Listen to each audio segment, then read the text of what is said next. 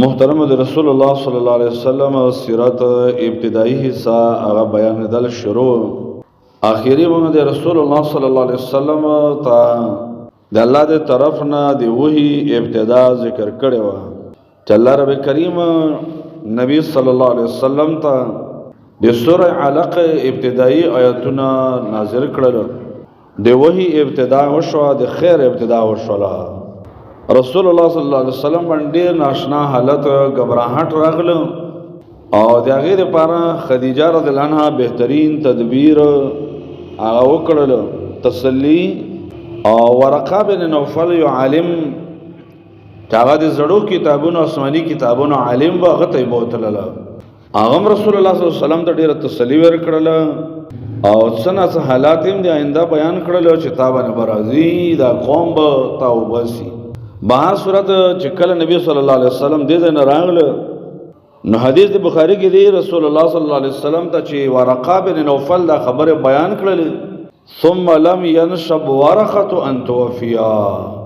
عائشہ رضی اللہ فرمائی چی لگی ورز نوی تیرے ورقا بن نوفل مرشو لذکر حدیث کی ذکر ہو چاگا پا دغا وقت دیر زیاد بودا او روندو پستر ہو بائی او ارمانی کڑے وخو چیزا زوان ہوئی و تکڑا ہوئی تا وہ مدد کڑے ہوئی ما هر صورت داغه صرف دا ارمان و پورا نش او د وفات شول او حدیث کې بل لفظ کده وفتر الوحی وحی چې دا ودره دلا دام یو د نبی صلی الله علیه وسلم د نبوت ډیر اهم مقام و چې وحی راغله او بیا سورې بند شول د ته زمانہ د فترت وی فترت اصل کې سستدلو او کمیدلو ته ویل شي الله په سورته مائده کې دغه لفظ ذکر کړه یا اهل الكتاب قد جاءكم رسولنا يبين لكم على فتره من الرسل اے دې کتاب خاوندانو تاسو ته ما یو نبی راغلی دا چې تاسو بیان کوي على فتره من الرسل په هغه وخت چې د رسولانو سلسله غ سست شوی و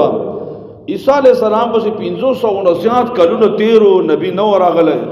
دغه زمانه د فترت و نو دغه سي نبی صلی الله علیه وسلم ته چې وਹੀ راغله او بیا وਹੀ بند و نو دغه زمانه دم زمانہ د فترت د وਹੀ بند دلو زمانه ویل شي او محترم دغه وخت چې دا پر رسول الله صلی الله علیه وسلم باندې ډیر سخت هم وخوا ځکه وਹੀ راغله رسول الله صلی الله علیه وسلم ته او بیا بند شوله دا بندیدل څومره و دا فترت زمانہ څنګه و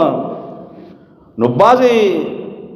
اهل سیر او د سیرت لیکون کو لیکلی چې درې کاله وਹੀ بند و خدا قول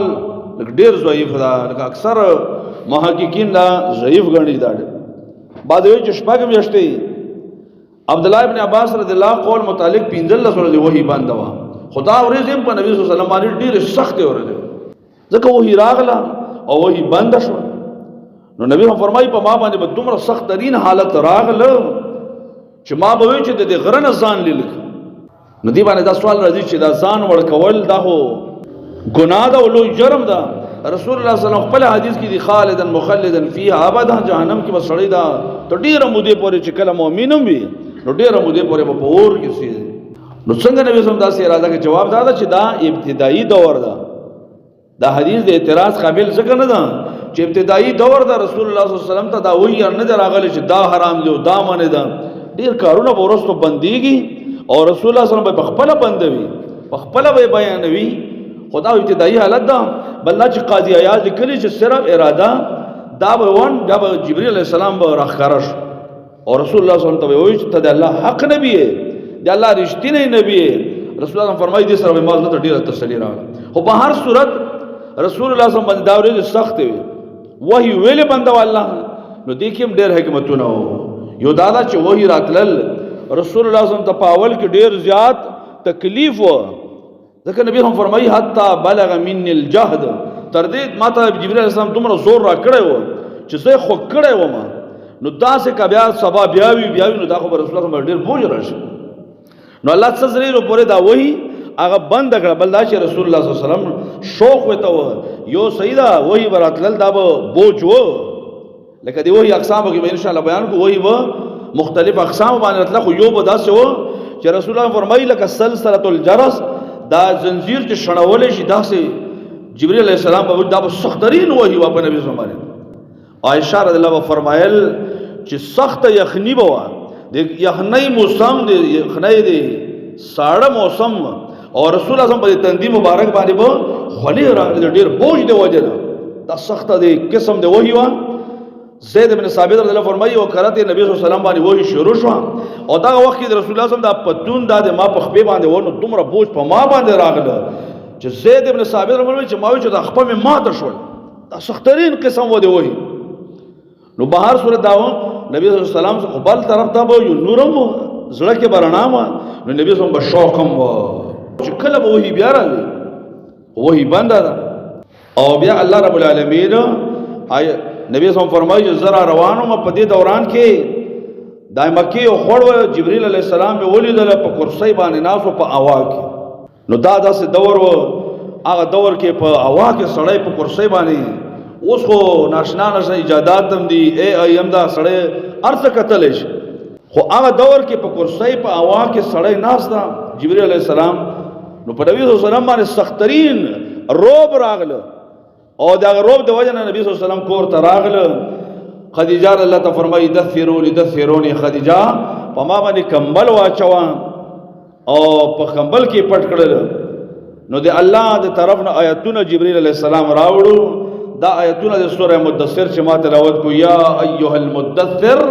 قم فانذر وربك فكبر وثيابك فطهر والرجز فهجر ولا تمنن تستكثر ولربك فاصبر. دا د دعوت د پاره د یو داعی د پاره بنیادی آیتونه دي چې دا هر داعی ته مشعل راګه زول بکار دی. رسول الله صلی الله علیه وسلم اولینی داعی ده، نبی صلی الله علیه وسلم اولینی داعی ده.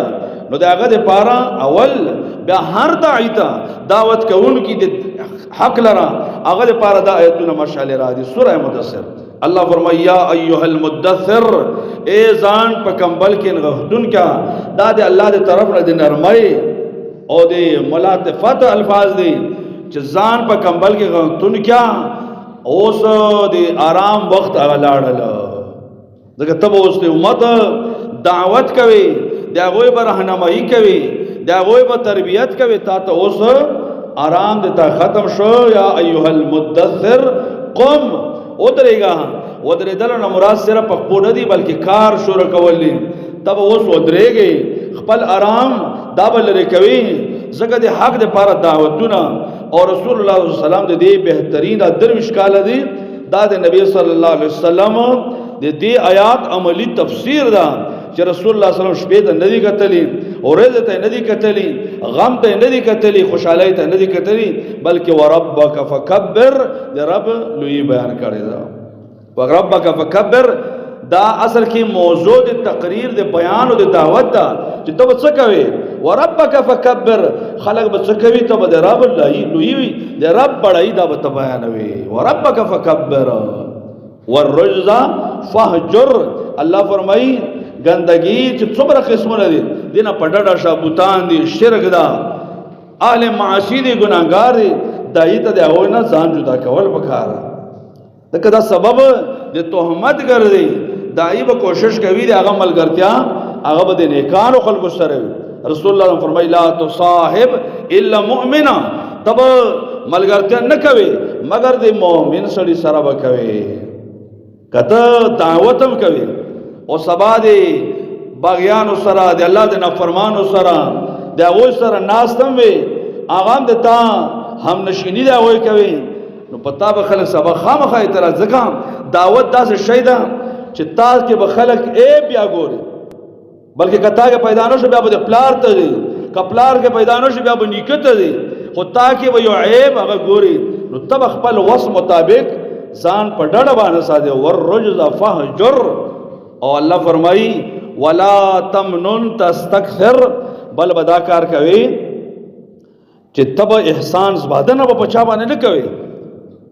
تستكثر چې خپل کار ډیر زیات غټ غني، خپل ځان ډیر تکړه غني، د خلکو ته چې را د تاسو چې دین ته راغلی دا خو د ما د وجه نه تاسو به ټول بی دینه وای، ټول به ګناهګار وای، دا به تاسو به داسې وای. نه په چا باندې بس باده نه کوي. تستكثر خپل کار به ډیر نه غني، چې مړه اوس شل کاله ما دعوتونه وکړو بیانونه مې وکړو به نور څه دې قوم ته بیان نه کړم. رسول الله صلی الله علیه وسلم چېرته هم داسې نه دي او هر دایي ته هم پکاره چې هغه به خپل کار هغه به ډېر نه ګڼي چې مړه ما ډېر کار کړی ده، ما ډېر کارونه کړی دي، ډېر خلک ما د سمې لارې ته راوځي. داعي به داسې نه کوي، ولا تستکثر، خپل کار دا به ما لږ ګڼې، هر څومره چې ډېر وکړي بس دا خیال کوه چې ما ډېر لږ کار کړی ده. اور رب الله فرمایي ولربک فاصبر، بل پس بنیادی ادب دا ده چې د رب دپاره به صبر کوي. رب دپاره صبر څه ده؟ خلک هر قسمه معامله کوي، ته دا وایه چې زه الله راضي کوم، چې الله ما نه رضا شي دا د ټولو نه لویه کامیابي ده. دا صبر به د چا دپاره کوي؟ ولربک، دا به د رب دپاره کوي. او دا دې دپاره چې کله ته دعوت کوي نو دایانو ته ګوره خلک زنده‌باد دا نارې نه وایي. داعي چې دا هغه ته خلک هارونه د حق داعي هغه ته هارونه نه اچوي، په هغه باندې خلک اعتراضات کوي، د هغه سره خلک بایکاټ کوي، د هغه سره خلک دشمنی کوي، د هغه سره رنگ هغه ته تکلیفونه. ولربک فاصبر، داعي به څه کوي؟ لربک فاصبر، د الله دپاره صبر کوه، د ده ډېره ښه نتیجه ده. نو نبی صلی الله علیه وسلم ته دا اولینی آیاتونه الله نازل کړل د سوره مدثر. بیا ورونو الله رب العالمین نبی صلی الله علیه وسلم ته وحی را لګل شروع کړل. بیا وحی شروع شول او دا د خیر امت باندې الله اراده وکړه. خدا وحی رسول الله صلی الله علیه وسلم ته په مختلفو طریقو باندې راغلی. ایمون خدا خیال چې هر کرته و جبرئیل علیہ السلام اسمان نه راغلی وي، وحی به راوړي او بعد وحی به ملاوي نبی صلی الله علیه وسلم ته. بس دا موږ ته وحی ده د قرآن په شکل کې او د حدیثو په شکل کې. حال دا چې داسې نه ده. ابن قیم رحمه الله یو کتاب لیکلی ده زاد المعاد، هغه کې مختلف اقسام د وحی هغه ذکر کړی دي. یو طریقه هغه د وحی دا ده چې رسول الله صلی الله علیه وسلم ته په خوب کې ملائکه راغله، جبرئیل علیہ السلام براغله، نور ملائک براغله، الله براولي غلو په خوب کې به نبی صلی الله علیه وسلم ته وویل شلو. نو دا ورونو یاد ساتو د الله دی نبی خوب دا ګوره وحی ما او ته خوب چې دا دلیل نه وي، ځکه زه ته ارس وینو او د الله نبی زړه هغه وجه دا ده چې هغه ځای دی وحی ده، نو چې هغه ودویم نو هغه وی خو زړه وی خو د دې ته به وحی راغله. خوب په نبی صلی الله علیه وسلم اکدا غيو امام بخاری رحمه الله حدیث ذکر کړی ده. رسول الله صلی الله علیه وسلم ته د نبی صلی الله علیه وسلم مثال الله ذکر کول د ملائکه په ذریعہ باندې. ملائکه راغلو نبی صلی الله علیه وسلم ودو، نو د ملائکه د بل ته ویو نور ملائکه ته وی چیرې د مثال بیان کا. نو دې کې ته یو ملک وي چې دا هوده ده، نو د ته سړی ته سړی څه وی، نو دا نور ملائکه ته وی ان العين نائمه والقلب يقظان. دا داسې نه ده لکه د عامو خلقو پشان دي. ان العين نائمه، اذا سترګي ودوي، والقلب يقظان، اذا زړه وی خوې. د رسول الله صلی الله علیه وسلم نو د کېدا هغه باندې غفلت نه راځي. وجه څه؟ وجه دا و چې دا ځای دی وحی ده، محل دی وحی ده. نو کدا ودشي بیا خو په وحی کې انقطاع او کټواله راځي کنه. سورہ شعراء کې الله رب العالمین فرمایي نزل به روح الامین على قلبك لتكون من المنذرین. اے نبی صلی الله علیه وسلم دا قرآن چاره وړی دا، دا وحی چاره وړی. نزل به روح الامین، دا روح الامین جبرئیل علیہ السلام را وړی دا. چیرته؟ على قلبك، تا په دې زړه باندې را وړی دا. څه دې پاره؟ لتكون من المنذرین، چې ته یره ورکوونکو نشي. نو دا نبی صلی الله علیه وسلم زکه وی خو چې دا ځای دی وحی دا. او دیو جن رسول الله صلی الله علیه وسلم په خوب باندې او دس نه ماته دل زو ته چې ودشو نه ما ته باندې غفلت راشي اذان نه خبرو. او رسول الله صلی الله علیه وسلم حالت دا سره ده دغه په خوب باندې او دس نه ماته دل. نو بهر صورت دا ملائکه ته چې ځم مثال بیان کړ. نو مثال دا بیان کړ چې یو کس داغه خوراک تیار کړ. د رسول الله صلی الله علیه وسلم مثال ډېر بهترین مثال بیان کړ. یو سړی د خوراک دعوت تیار کړل او بیا یو کس ولېږه چا پسې شرط راشه لکه تا ته څوک راشي یاره فلان کی دعوت کړی ده، واده ده یا بل څه دعوت ده، خوراک تیار ده او تا ته خبر ده. نو ته مثال بیان کړ چې یو کس خوراک تیار کیو بیا چا پسې یو کس راولېږي بلون گئی. نو که څوک دا دعوت قبول کړي سړی خبر ومني او راشي نو دای به خوراک هم وکړي اکور والا بم خوشاله شي نو بیا ته د نور وای ملائکو شر دې لګ وضاحت دې مثال بیان نو بیا ته وای چې ان القیب ان دا خودده نو هغه ته وای ان العين نائبه والقلب يقظان دا داسې نبی دا چې د سترګې ودوي خزړې ویخده نو بیا ته وای چې مثال لا دا فدار الجنه دا کور چې دا جنت دا والداعي محمد داعي چې دا محمد بلون کې څو دا محمد صلی الله علیه وسلم دا فمن اطاع محمدا فقد اطاع الله چا چې محمد صلی الله علیه وسلم خبره ومنه د الله خبره ومنه د الله خبره ومنه ومن عصى محمدا چا چې محمد صلی الله علیه وسلم خلاف وکړه نافرمانی وکړه خبره وای نه منه فقد اصل الله د الله نافرمانی وکړه محمد فرق بین الناس محمد صلی الله علیه وسلم د خلکو منځ کې فرق ده نو دا ګوره دا د خوب خبره دي او موږ د پاره دا وحی دا موږ د پاره دین دا زکه چې اوغه بیان شوی چې دا په خوب کې رسول الله صلی الله علیه وسلم جادو شول نو د دې خبر الله نبی صلی الله علیه وسلم څخه خوب کې ملائک راغلو وته وایي چې را د سړي باندې څه چل شوی دا رسول الله صلی الله علیه وسلم قوت خیالي باندې اثر وایي چې را د باندې جادو شوی دا هغه د لبید ابن عاصم لونو کړی دا او ټول حالت ته بیان نو یو دی وایي ته شکل هغه داو چې په خوب کې و ملک راغله او نبی صلی الله علیه وسلم ته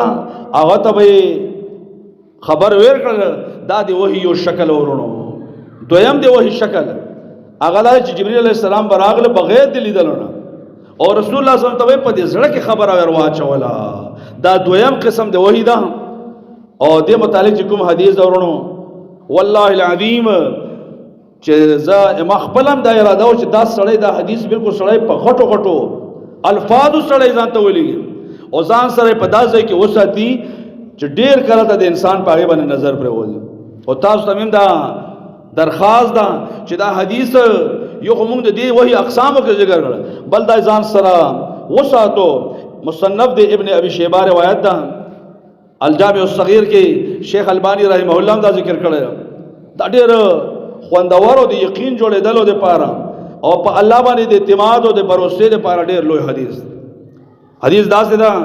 رسول الله صلی فرمایي ان روح القدس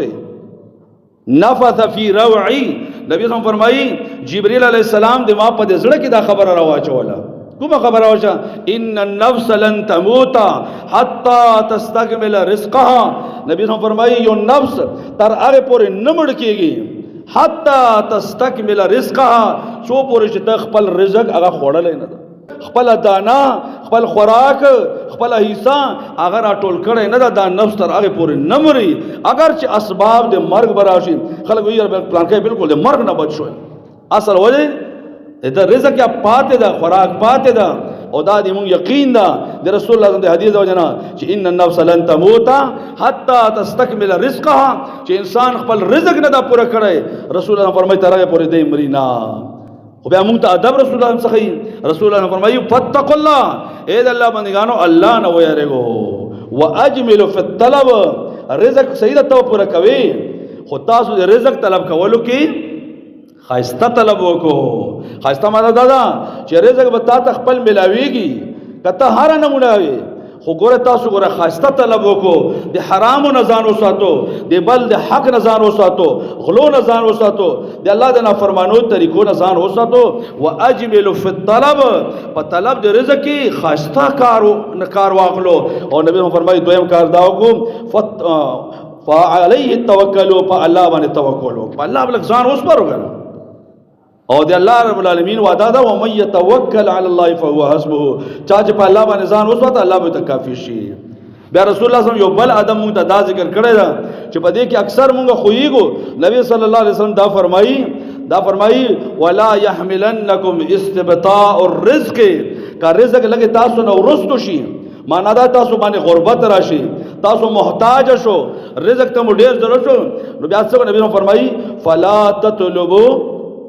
فلا تطلبوه بمعصیت الله دی الله په غونې باندې بیا مزان تر اړل کوم چې رزق دې الله ورستو کړی دا احتیاج ضرورت دا مړ اوس به حرام ته زور ور اوس به غلو ته ځان زور ور کو او ډیر خلک په کې د کفر الفاظ وي چې مړ په حلال باندې چا ډیر کړی دي